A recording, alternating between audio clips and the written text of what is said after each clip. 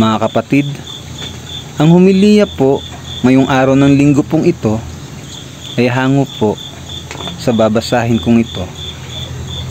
Juan, Kapitulo 20, versikulo 19 hanggang 23. Nagpakita si Jesus sa kanyang mga alagad.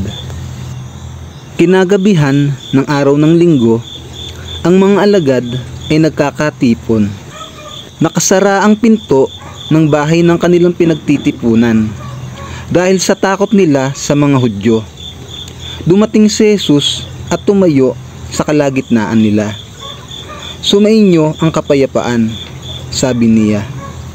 Pagkasabi nito, ipinakita niya ang kanyang mga kamay at ang kanyang tagiliran. Nang makita nila ang Panginoon, tuwang-tuwa ang mga alagad.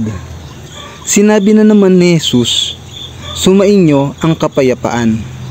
Kung paanong isinugo ako ng Ama, isinusugo ko rin kayo."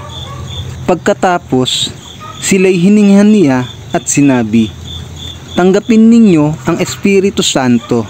Ang patatawarin ninyo sa kanilang mga kasalanan ay pinatawad na nga.